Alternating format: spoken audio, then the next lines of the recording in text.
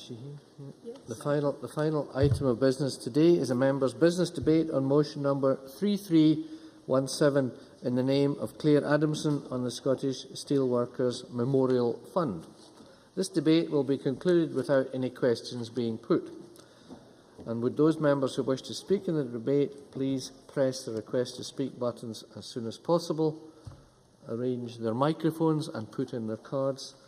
And I now call on Claire Adamson to speak. 7 minutes, please, Claire. Thank you, Presiding Officer.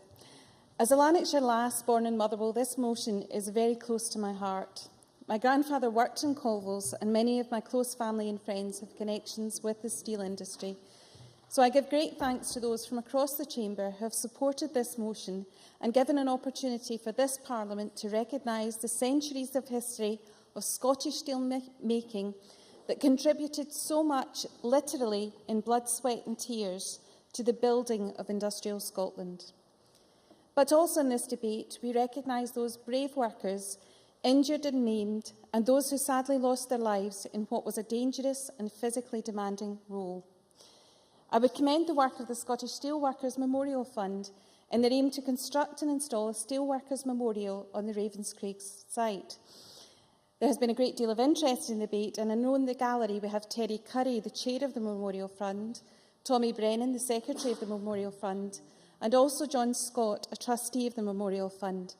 And I know that Mr Scott has a very personal reason for his commitment to the Memorial Fund, as his uncle tragically lost his life while working in Ravenscraig. Also here to witness the debate are members of the trade union movement across Scotland who support this campaign. Jim Baxter and Hugh Gaffney from North Lanarkshire's Trade Union Council, and also Stephen Boyd, Assistant Secretary of the STUC. And we also have steelworkers interested, Jim Fraser and Steve Jeffrey, who marked the 20th anniversary of the plant's closure with a reunion of former ironworks, engineering and production staff. And also Pat Donnelly from the Community Union, who have generously donated £20,000 to the Steelworkers Memorial Fund on condition that materials are sourced in Britain and manufactured in Scotland. I'll leave the procurement to the side for the moment. It's hard to try and encapsulate the influence steelmaking had on my life and my family's life. Steel is so ingrained in our psyche that our nickname of Motherwell Football Club is the Steelmen. And just last evening, I attended an award ceremony at St Aidan's High School, where, like so many Lanarkshire schools, the award for academic excellence is the David Colville Ducks Medal. DL Steel and Ironworks in Motherwell was founded by David Colville in 1871. It was nationalised in 1976 and is now operated by Tata Steel. Ravenscraig dominated my childhood skyline. Often it had a not too pleasant effect on the olfactory system, and I can still remember the noise and the night sky as it was illuminated like fire as the slag was released from the furnaces. But the sensory effects I remember from my childhood are nothing to the hardship endured by the workers. In Robert Duncan's History of Steelmaking Industry, Sons of the Vulcan, he states that the making of molten steel in open hearth furnaces depended on hard manual labour, dexterity and considerable powers of both mental and physical endurance. Presiding Officer, workers were exposed to extreme levels of heat and often exposed to noxious and toxic fumes. One can only imagine the stamina required by the workers, such as those tasked with hand stripping and clearing the slag from the chamber beneath the furnaces in cramped and hazardous conditions with only hammers to assist. And this was only one of the many dangerous jobs undertaken by steelworkers and contractors. Stresses, strains, injuries, occasional fatal accidents and constant danger were obvious features of steelmaking in this period. And of course, like so many of our industries associated with the Industrial Revolution, the labour force was its least valued asset, and so no records exist that quantify the level of injury and death in the industry. Robert Duncan also references the Royal Commission on Labour from 1892, in which John Hodge, the leader of the Steel Melters Union in Scotland, stated that while fatal accidents were few and unusual, there were very many small accidents, men losing a toe or a finger or getting burned. The truth is, we will never know the full extent of fatalities and accidents over the centuries, but anecdotally I know that there is barely a family in a steelmaking community who has not been touched by tragedy associated with our industrial heritage. Yes, certainly. Elaine Smith. Presiding Officer, thank the member for taking the intervention. Commend her on her excellent motion, and on the point that she just made, I wonder if she would agree with me that Gartcosh Steelworks in my own constituency was also an important contributor to Scotland's steel industry until it was viciously closed in 1986 by Margaret Thatcher, throwing hundreds of steel workers onto the scrap heap and devastating the whole community. Claire Adamson. Couldn't agree with the member more, and it was actually the sacrifice of Ravenscraig and Scottish steel industry that brought me today here, as it set me on a road in politics. Scotland's steel industry is still very important today. Valoric Mannesmann plant in Moss End, as well as the Tata Steel, DL and Clydebridge plants, are important to Scottish industry. Anne Glover, the European Commission's first ever Chief Scientific Advisor, was singing the praises of the Scottish steel industry in this building last week when describing our steel's use in the European transonic wind tunnel. This uses liquid nitrogen to freeze the chamber to sub-zero temperatures, and in doing so uses half the power grid of the city of Cologne. It required the highest quality of steel, and that was delivered from Scotland. Presiding Officer, we have a strong tradition in Lanarkshire of recognising the sacrifices made by workers and their families in building this nation. I count my colleague Elaine Smith as one of the many inspiring speakers who have listened to at Workers' Memorial Day, as it is remembered at Summerlee Heritage Museum. We show solidarity with workers from around the world who have lost their lives, been injured. We highlight the preventable nature of most workplace accidents and the associated ill health of the Industrial Revolution. We seek to promote campaigns and union organisations in their fight to improve the workplace safety. And earlier this summer, I also witnessed, during the Festival of Politics, a discussion about the Great Tapestry of Scotland, which will depict our history as a nation from Neolithic times. And the discussion about who should appear in the tapestry was quickly overshadowed by what? The crofters, the jute workers, right strikers, miners, shipbuilders, and of course the steelworkers was considered as important as the individual heroes such as Adam Maxwell Wallace or Lanarkshire's own David Livingstone. So I thank the members again for my opportunity to bring this very important to me, this motion today, and I commend it to the Parliament.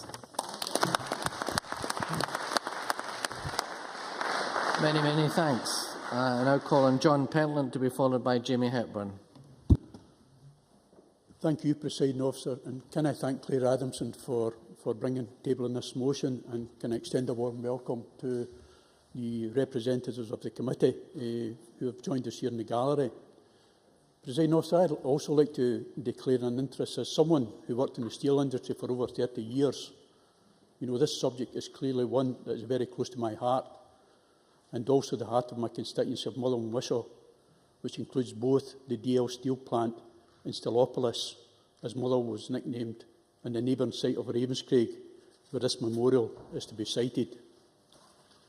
The industrial history of Motherwell and Wishaw is dominated by steel producers, steel manufacturers, engineering firms and boiler makers, such as Marshall Flemings, Mortons, Anderson Boys, Finleys, Pickerings, Bone Connell and Baxter, Butter Brothers, Clyde Alloy, and Motherwell Bridge, and perhaps most famously Covels, whose plants were nationalised and privatised twice, including the DL plant, which is now part of Tata.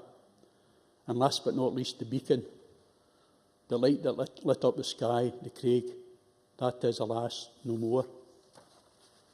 Hundreds of Lanarkshire workers lost their lives in the steel industry, and this sculpture will remember them, and also all those who devoted their lives to the Scottish steel industry. The thousands who began their careers as fresh-faced innocents, starting straight from school, who were amply rewarded on the first day with requests from their new gaffer to go and get the long stone, you know, get the bubble for the spirit level, the tartan paint, you know, or the bucket of blue steam. So I'm pleased, you know, that this motion recognises you know the work of the Scottish Steelworkers Memorial Fund in promoting this memorial. And I'd like to add my thanks to Super County for supporting the campaign and hope that the difficult task of acquiring funding is successful. In particular, I think we should give credit to John Scott, Chief Executive of Super County, whose brainchild this memorial is. And I welcome the discussions with sculptor Andy Scott, famous for large-scale public art, including the Heavy Horse alongside the M8. And I note that the proposed 6-metre-high sculpture will depict a steelworker rising out of smoke and molten metal, releasing an athlete sprinting towards the county's future. I believe that in the spirit of this work of art, this will and should be more than a memorial to the past. It must also be a commitment to the future. Scottish steel can once again be central to Scotland's economy through emerging markets such as renewables. Government has a crucial role in building a clear industrial strategy to deliver this much-needed opportunity, and must work in conjunction with the steel industry to promote their Scottish steel in a competitive global marketplace. And part of this strategy must involve capital investment projects, providing opportunities for steel and other homegrown Scottish industry. So I hope that the Scottish Government heeds the cross-party support here today, and I invite them to join us and put much-needed resources into the regeneration of Ravenscraig, making Europe's largest brownfield site a national priority and once again a beacon for the Scottish economy. Many, many thanks. Now I call on Jamie Hepburn to be followed by Michael McMahon. Thank you, President Officer. And can I join with John Pentland in congratulating Claire Adamson on securing tonight's debate, and can also welcome those members of the Steelworkers Memorial Fund Committee to the gallery. Can only apologise to them that I won't be able to stay behind to meet with them, and apologise to you, President Officer, and other members that I have to leave early. I may miss the end of the debate. I have to get back through to my constituency. But I'm very happy to speak in this debate because the steel industry is, of course, historically very important to West Central Scotland's industrial past. And I was very pleased to see that it was my colleague Claire Adamson that took forward this debate by lodging the motion that we're now debating this evening, because she has spoken with some degree of eloquence many times past about the importance of the industry to her own family's heritage, and also in terms of serving as political motivation for her entry into politics. And I think we heard more of that eloquence this evening, Presiding Officer. Can I say I don't have the same direct experience of steelworks as Claire Adamson or John Pentland. I didn't grow up in the vicinity of a steelworks. I grew up in Glasgow, so it wasn't the horn of the steel yard that I heard, it was the horn of the shipyard. But that was, of course, an industry that was served by the steel industry. So I think it does emphasise the importance, as I said, of that particular industry to wider West Central Scotland. And it's with some sadness I note the similar decline in the shipbuilding industry as we've seen in the steel industry. And I can also say, whilst I don't have the same direct experience as John Pentland or Claire Adamson, but many of my constituents do. They have many constituents who work directly in that industry, and of course have many more who worked in mining, which of course served the steel yards. So I think that again emphasises the importance of the industry to the wider West Central Scotland area. So I think it is right, it is fitting that we ensure that those who lose their lives in industry are marked with a memorial. I think it's right and fitting. We've seen that in other industries. Of course, the First Minister opened a memorial to those who died in the construction of the Forth Rail Bridge earlier this year. There were 73 people who died in the construction of the Forth Rail Bridge. We also saw in recent years the creation of a memorial for the Auchengeich disaster, which again the First Minister unveiled. And indeed, that's not a million miles from my own constituency, President Officer, and indeed in the Cundurra area of Cumbernauld, there's a memorial that marks not only the war dead, not only the radicals of 1820, but those men who died in the Auchengeich disaster. So I think it's absolutely right that we see a memorial to those who lost their lives in the steelworks industry. And I think it is fitting that Ravenscraig is the location for such a memorial because of its iconic value. I'm sure Elaine Smith might have argued for Gartcosh, but I think it is right that Ravenscraig is chosen as the site for this memorial. And I just want to close, I think in a way this memorial is not just as much a memorial to those who died, but in some ways a memorial to the industry itself. It does mark the sad loss to Scotland's manufacturing capacity. I think we all wish that this was a memorial that was being built at an active steelworks in Motherwell, but that's sadly not the case. So let me close by once more congratulating Claire Adamson, also the committee that are taking forward the attempts to get this memorial created, and if I can be of any assistance in that regard, I'm happy to be such. Thank you. Now call on Michael McMahon to be followed by Bill Kidd. Thank you, Deputy Presiding Officer. And I'd like to add my congratulations to Claire Adamson on securing this evening's debate, but also to, like Jamie Hepburn, apologise that I have a cross-party group in about 8 minutes, which I have to get to, or I'll be leaving a lot of people without someone to lead the debate there this evening. But this debate in the Chamber this evening is an issue of great importance to communities, not just in the shadow of Ravenscraig, but throughout Lanarkshire and across many other parts of Scotland, where steel-making was as much a part of their lives as breathing. This debate is not just an opportunity, though, to remind ourselves of the past and the fundamental role that the steel industry has played in shaping Scotland. It's also an opportunity to celebrate the industrial capacity and skill we still have at our disposal. It's true to say that Scotland's steel workers have revolutionised the Scottish economy over the centuries, and there could be no greater legacy than to see it contribute to Scotland's future growth and emerging markets, especially in the renewable sector. And in that regard, I'd like to pay a special tribute to the Clydesdale Tube Works in my constituency and the many generations of highly skilled workers that it has produced. And as a boilermaker, you might be a bit surprised, but I would be particularly like to welcome my colleague Pat Donnelly from the Community Trade Union. Pat is the National Executive Representative for the Steelworkers Union in Scotland and a union stalwart of the Clydesdale Tube Works. So I place on record the invaluable role that the trade union community, formerly the ISTC, has played in that industry over the years, all too often in the face of enormous difficulties. It has led the way for independent working-class representation in one of the most traditional industries, and it deserves this Parliament's respect for doing so. And contrary to general perception, though, it is a fact that of all the steel finishing processes to be carried out in our area, the most extensive and longest lasting is that of tube manufacture. By the latter half of the 20th century, the company of Stewart and Lloyds had the monopoly of this industry within the United Kingdom and had 4 large facilities in the Monklands district at the Imperial, Calder, British and Clyde Works.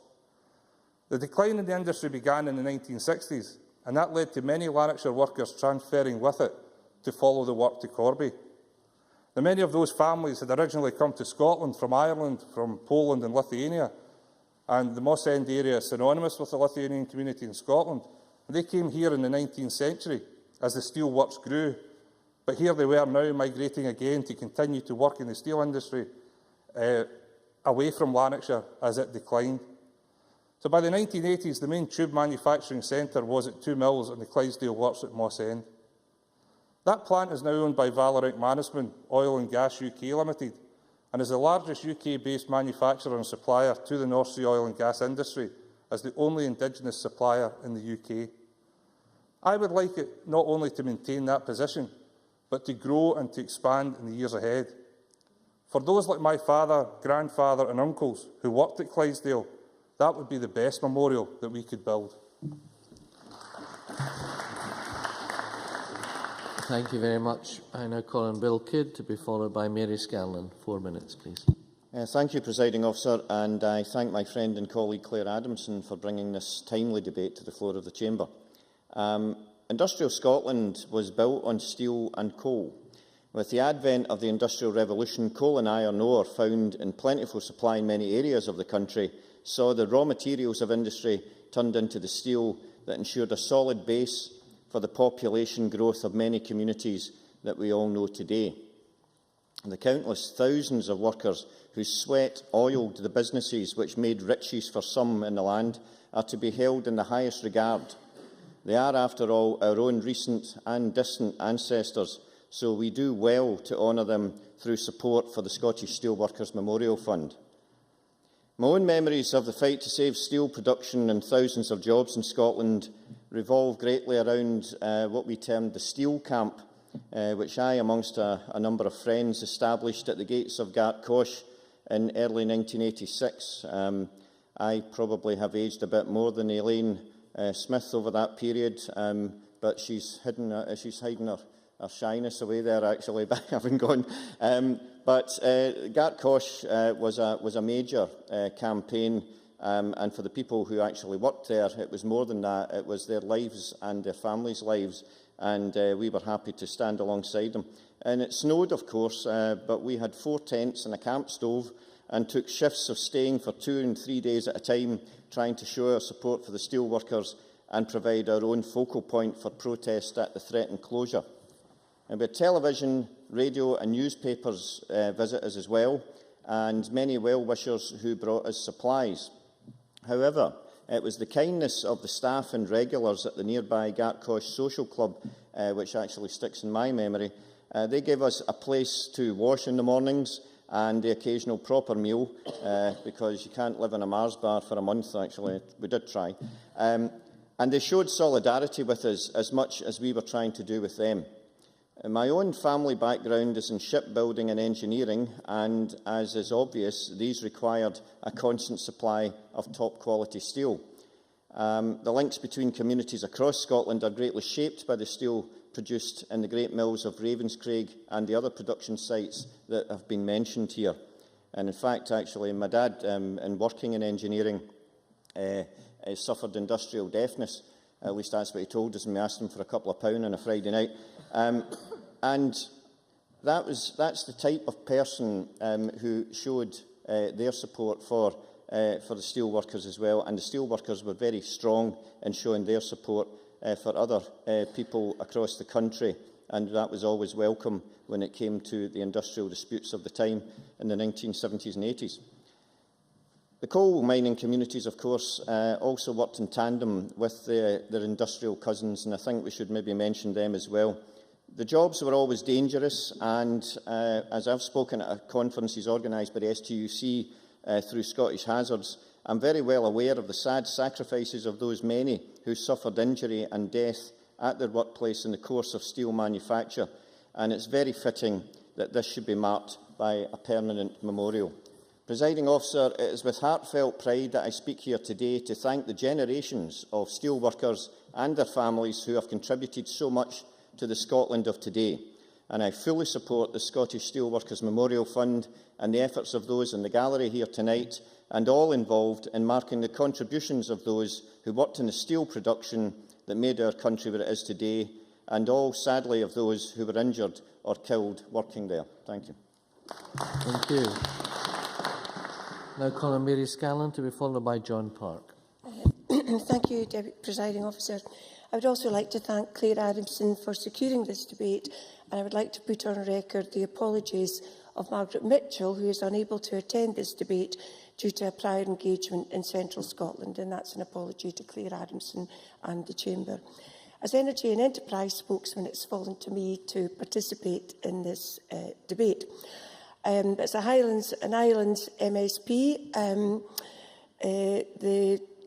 the memorial to the steelworkers is pretty far from my region, but nonetheless, as a Scottish Conservative, we do try as much as possible to support members in their own debates. I also understand the empathy that Claire Adamson spoke of, and as Jamie Hepburn said very eloquently, about the association with your parents' working background. And I fully understand that, given that my father worked in agriculture all his life. However, given my lack of familiarity with this topic of debate, I found myself reading the Motherwell Times, the Hamilton Advertiser, the Morning Star, the Daily Record and, of course, the BBC website. Not all my normal reading on a weekly basis, but very interesting nonetheless. And apart from the BBC website, as I said, certainly not my normal reading. However, all covered this issue with the respect and dignity that it merited. The Motherwell Times stated, "Those behind the project are in complete agreement with the Council and the development company in that the structure should be inspirational and of a scale to be a worthy memorial and at the same time complementary to the innovative developments which take place on the site." I like that because whilst fully respecting this memorial to Ravenscraig and to the workforce, there was also a recognition of the innovation taking place and moving forward. I thought that Richard Lyle made a very positive endorsement of the campaign for this worthy memorial in the same edition of the Motherwell Times. But if funding is secured and the project delivered by next year, it would also coincide with celebrating Lanarkshire 2013 initiative to highlight achievements in Lanarkshire over the last 200 years. So it's not just a worthwhile initiative, but obviously the timing is critical as well. The Deputy Lieutenant of Lanarkshire, who I believe has joined us in the gallery tonight, Terry Curry, who is chairing the Memorial Fund, has also fully endorsed and acknowledged this remembrance to those who died, but also in honour of all the steel workers in an industry, in his own words, which revolutionised the Scottish economy and, as he stated, allowed Britain to become the workshop of the world. At the highest point of this structure, the flow of steel, a sprinting athlete will be seen powering towards symbolising Lanarkshire's regeneration and a new start. And I also understand that the monument is in a paved area in front of the new Ravenscraig Regional Sports Facility, which is at the heart of one of the largest regeneration projects in Europe. So I would just, Presiding Officer, again like to thank Claire Adamson, apologise for Margaret Mitchell. I hope I've been worthy of speaking in this debate. It is a fitting debate to the steel workers who died and indeed to the industry, and a recognition of innovation taking place now and moving forward. Thank you. Thanks very much. I call on John Park to be followed by Joan McAlpine. Thank you, Deputy Presiding Officer. And can I, first of all, congratulate Claire Adamson for bringing this debate into the Chamber today, and also congratulate Mary Scanlon for admitting that she's read our first edition of the Morning Star, or should we now call you Sister Scanlon as things move forward. I very nervously bring a bit of balance to this debate in the form of an East Coast accent, but certainly in my formative years working at Rosyth Dockyard and the struggles that we faced then alongside places such as Ravenscraig and Timex at a very, very similar time, were ones which I think awakened a whole generation of young workers to some of the issues that perhaps their parents and grandparents had faced, but in a much sharper and more difficult time, particularly in terms of securing employment as things went forward. And certainly, I think it shaped a whole generation of certainly trade union officials and also people who are involved in politics. And I think Claire Adamson's explanation of that is something I'd like to associate myself with as well. But also, for me, it went a much deeper than that, I suppose, as well. And indeed, the industrial chaplain, or the former industrial chaplain at Ravenscraig, eventually found himself working at Rosyth Dockyard and acting as, if you like, a go-between the trade unions and the management. I don't think that was his official role, but certainly something that he did, and certainly something we clearly had picked up the skills at that time. And John Potter is someone who will never know the influence he had on my time in Rosyth Dockyard, and certainly his experience from Ravenscraig was something that he had passed on to me and my colleagues at that time. And I wanted to mention him for two things, because one was obviously the advice that he gave at that time, things like, you know, managing is far too important to be left to managers, John, you need to go in and influence them, and to try and get me to take a much more rounded approach to industrial relations. But more importantly, he is someone I know who has had a huge impact, not just in Ravenscraig, but across industrial relations at that time, and deserves to be mentioned in the Parliament, and that's why I'm pleased to do that. Pat Donnelly was mentioned earlier by Michael McMahon as Community's Scottish rep on the National Executive Committee. I think it's important to say a lot about Community, who was formerly the ISTC, and the work that they've been doing around the steel industry, not just in terms of that donation that they've given towards this memorial and how welcome that will be, but the fact that a very difficult time for workers, a very difficult time for trade unions, Community are an organisation who are always scanning the horizon on behalf of their members, taking a progressive approach to industrial relations, looking at how they could influence politicians, looking at how they could influence government, looking at how they could promote concepts such as industrial strategies to ensure that we have an industry, a manufacturing base, and we have jobs, highly paid, well-skilled jobs going forward in the future. And that's a lot of work that goes unseen behind it goes on behind the scenes, that is never reported in the media, never highlighted in any way. But it's an important role that trade unions have to play, and it's particularly an important role for trade unions to play in the private sector, where you're up against competitors, not just who used to maybe just be down the road from you, but competitors who are from all over the globe. And it's important that that type of partnership that takes place in the workplace, but also happens between government and trade unions as well, so that we could design opportunities as we go forward. And that's why I hope Community, and also, I've just got a couple of seconds left, Nigel, sorry. And that's why I hope Community will work hand in glove with the Scottish Government and with parliamentarians across the board with a new procurement bill to make sure that we actually ensure that there is a future for steel workers in the renewable industry, and that the public sector interventions that go into industry make sure that steel workers and workers across Scotland have the best opportunities that can be found for them. Thank you. Thank you very much. Now call on Joan McAlpine to be followed by Neil Findlay. Thank you, Presiding Officer. I too would like to congratulate Claire Adamson on bringing this debate and welcome the Steelworkers Memorial Fund Committee to the Parliament. The day the Ravenscraig Steelwork closed in 1992, I was a young reporter with the Scotsman newspaper based in the Glasgow office, and I was immediately sent to Lanarkshire to write what we called in the industry a colour piece, reflecting the feelings of the community. And it was a bit like when you see those dreadful moments in television where reporters are asked to interview someone who's just had a bereavement, and they ask, how do you feel? It wasn't an easy job, because I was basically asking the people of a community how they felt after suffering what was effectively a collective bereavement. The mood on the ground was not actually shock, surprise or mourning, because the intention to close had been announced months before.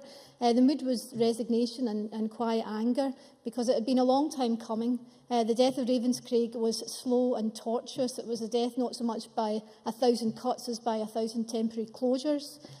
For years it was clear that Ravenscraig was being set up because it wasn't part of British Steel's corporate strategy at the time. It was deliberately being run down in order to concoct a fraudulent economic case for closure.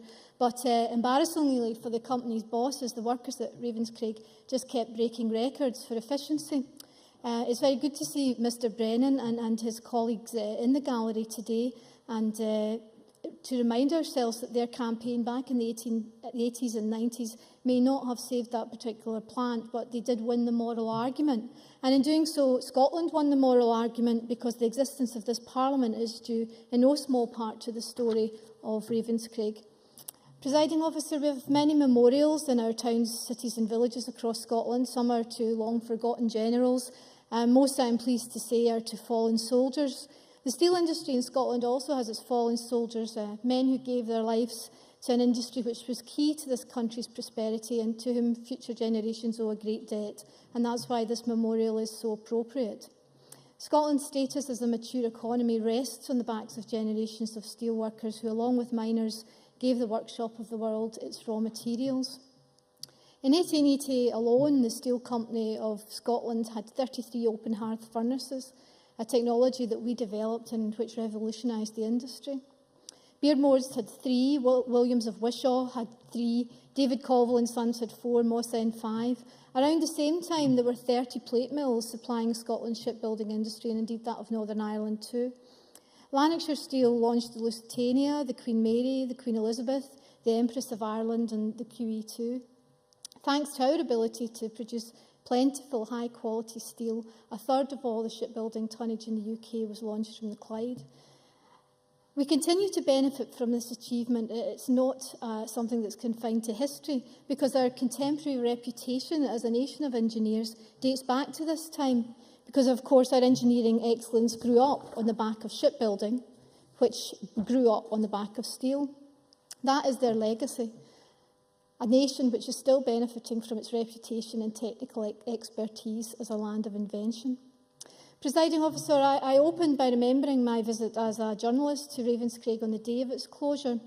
But that sense of loss and tragedy really came home to me again 20 years later, last year, during a visit to the company's steel engineering in Renfrew, a company which has recently launched TRESTA, the Renewable Energy Skills Training Academy, with a £500,000 grant from the Scottish Government.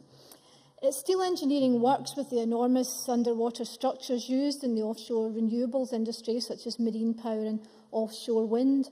And in the next few years, there will be an enormous spike in demand for this kind of steel. And I couldn't help being struck by the fact of what a great pity it was that Scotland's capacity for producing this sort of steel had been so recklessly reduced back in the 1990s. However, I am heartened to hear of the continuing role of the remaining Scottish steel plants in Lanarkshire in the renewable energy industry, and I'm very pleased to hear that they won £20 million worth of investment from Tata over the last 2 years. They're the largest investments in 20 years and have created 60 new jobs in the companies. Colin Timms, plant manager at Diel, has mentioned that the renewable industry is our future, and I think that's a very fitting memorial to the workers of the past centuries who we commemorate today. Thank you. Thank you. Now call on Neil Finlay, after which we'll move to Minister. Commend Claire Adamson, not just for securing this debate, but for securing my favourite daily morning newspaper with an additional reader. And if I could say to Mrs Scanlon, I am more than happy to ask the delivery people to double up on the rounds in the morning and we can get one direct to your office. Or even, in the spirit of better together, I'll pass you mine on after I'm finished with it, Mary. Can I say Scotland's industrial heritage is, of course, of vital importance, not just because it allows us to recognise the contribution of people no longer with us, and not just to educate present and future generations, but to build on our past successes and develop the industry and jobs of the future. Because iron and steel and shale and coal and shipbuilding were the very things that built our nation and built areas like North Lanarkshire, across Lanarkshire and into my own backyard in West Lothian, and made Scotland the global player that it became, employing huge numbers in the process. And I'm only going to speak very, very briefly on this, because many of my constituents in West Lothian, especially in the towns like Falthouse, Whitburn and the Bathgate area, worked in Ravenscraig or still work in DL.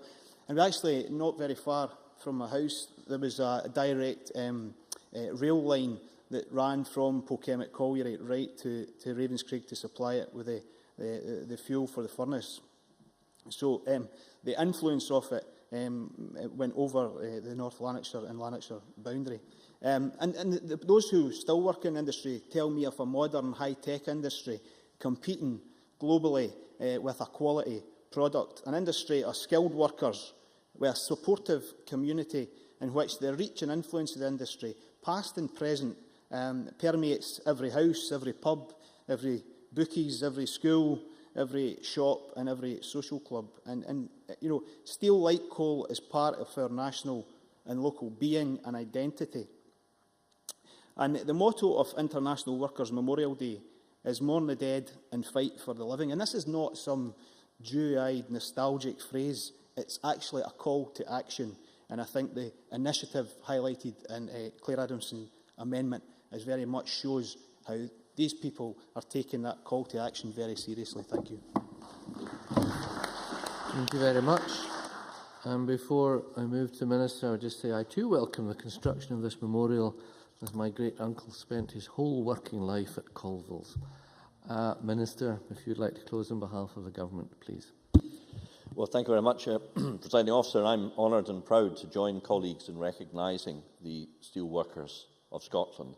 And like all other members, I'd like to thank Claire Adamson for calling this debate and giving us the opportunity to have this debate, which has been characterised by members describing their connections with industry. I was particularly struck by John Pentland saying that he'd spent perhaps the majority of his adult life in the industry, and that plainly informed the debate with his eloquent contribution. And I'd like to pay homage to the steelworkers that literally built this country, that built the Commonwealth, that built the Empire. And I know that, as we've heard, we have in the gallery members of the Super County Civil Group who themselves are ex-steelworkers. And also, as we have heard, many of them have very personal reasons for starting the Steelworks Memorial Fund. Wherever we go in the world, we are reminded of the reach and the breadth of our steel-making heritage.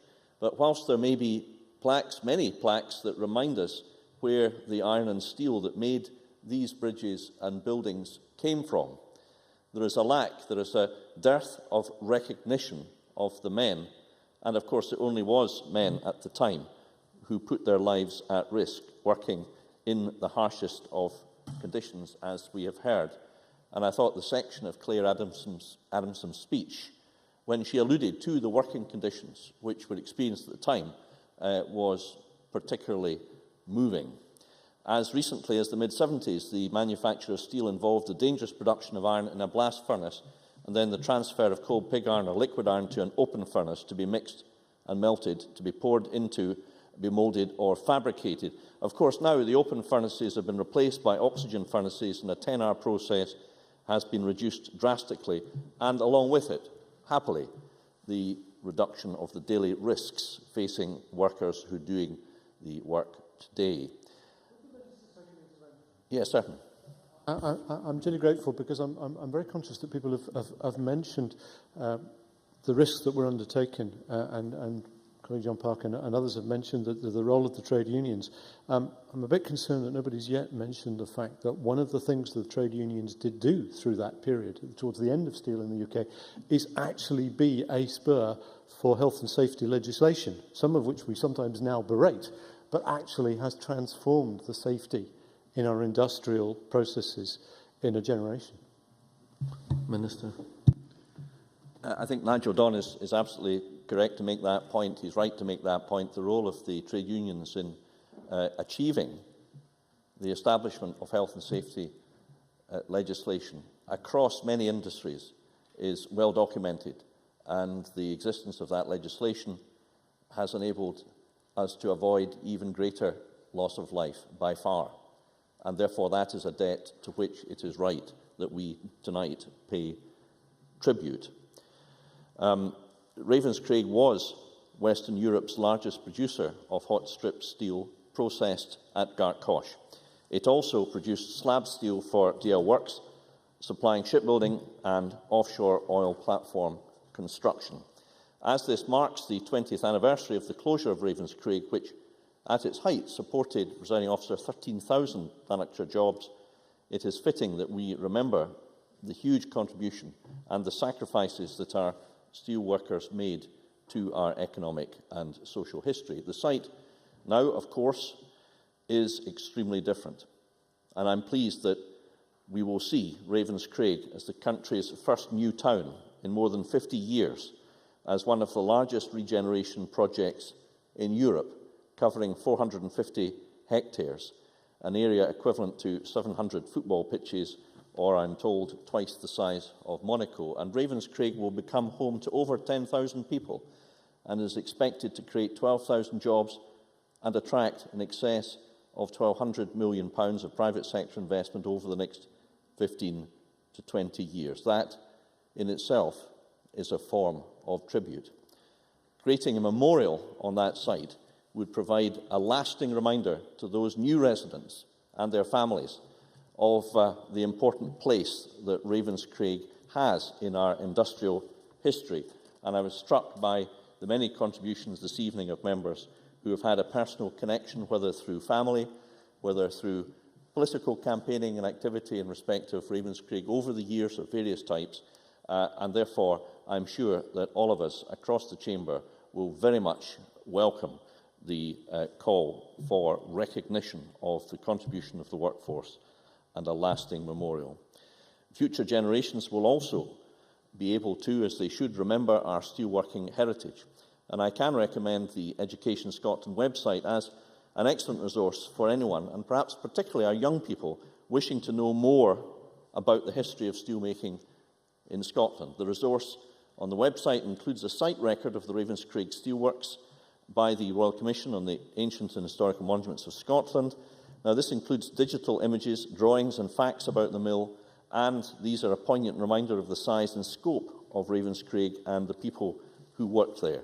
So that website is a form of virtual memorial, in a sense, to the people who worked for such a long time and gave so much to Scotland.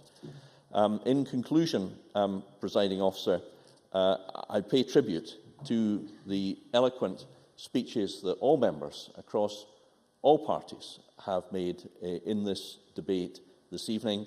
It is a fitting debate. It's been a dignified and interesting debate. I'm delighted that we've had the opportunity to discuss this.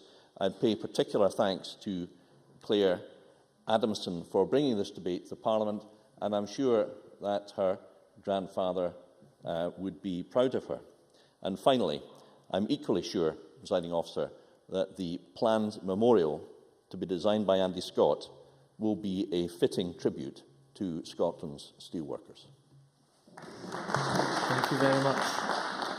I now close this meeting of Parliament. Thank you.